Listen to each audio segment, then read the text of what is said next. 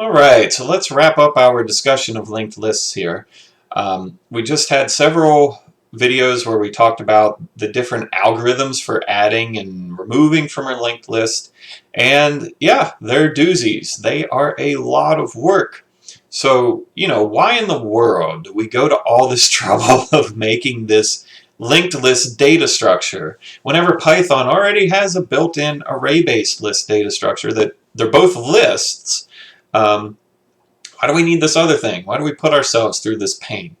Well, I will tell you just in general, as a computer scientist of some sort, you have to know what linked lists are. They show up everywhere. They show up in interviews a lot. They show up in exams and competence. They're just everywhere. And the reason that they show up is because they do offer a couple of advantages over array lists.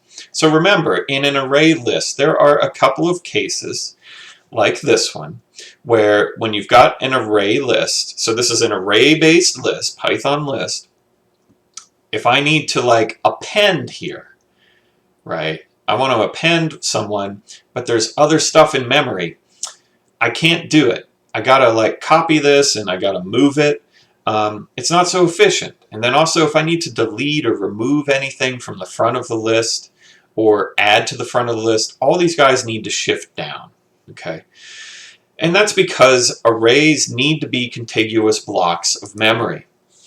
Linked lists, on the other hand, are not contiguous in memory. I may get rid of my head for the remainder of this, right? Linked lists are not contiguous in memory. That is their power, okay? So if you have a linked list, let me try and bring up my laser pointer here. All right, if you have a linked list, right, let's say it lives here in memory, this little block. But then there are nodes, right? We've got a node for Paris. His data lives in one spot, and then there's a reference to Alice's node next. Where's Alice's node? Well, it could be anywhere in memory. There could be a whole bunch of stuff in here, and then Alice lives down here. But that's okay, because Paris's node, this reference, dot next, has this address right here. It knows where the next one is. It has a link in the chain.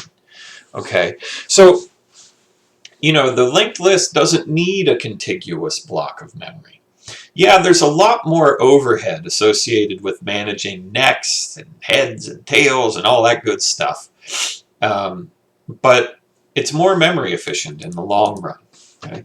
So, let's talk big O for just a minute. Okay, what is the big O for an array list versus a linked list for certain operations? Okay, so we saw that the array list can be very fast, but it can also be really slow when we're dealing with large n's for certain operations.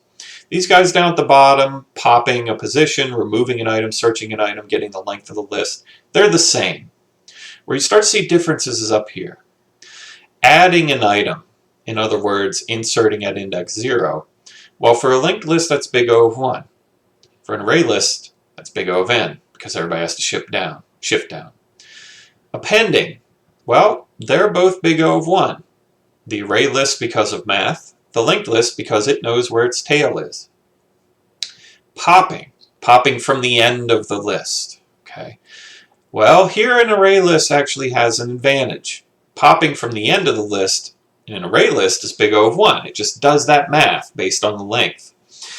A linked list is not, right? Because even though you know where the tail is, you still have to know where the node before the tail is, okay? And to get there, you got to walk the list. However, removing from the front of the list, okay, popping 0, well, that's big O of n in an array list, because when you delete the item at index 0, you got to shift everybody after it up a slot. When you delete from a linked list, when you delete the head of the linked list, you just reassign it to be the next variable. That's it. That's all. So it's big O of 1. So there's some improvement here in the linked list land. So pros and cons of linked lists. So it's more memory efficient, meaning it occupies less total space in memory. Inserting at the beginning of the list is now big O of 1, unlike a Python list. Appending to the end of the list is always big O of 1. And accessing the first and the last item of the list is big O of 1 as well. However, popping from the end of the list is big O of n. And here's the biggie for a lot of people. Indexing the list is now big O of n. So what do I mean by indexing? I mean looking up by index number. You know, like give me value number at index 7. That's now big O of n, for the same reason that popping is big O of n. You have to kind of walk the list and count how many steps you took. Okay?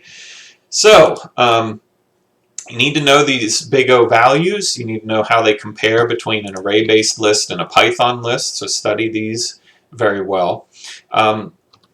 And next, what we will talk about is the doubly linked list. So it looks a lot like a linked list with one key difference, but by having it, we're going to yield a really important improvement for implementing ADTs like queues that operate at either end of the list.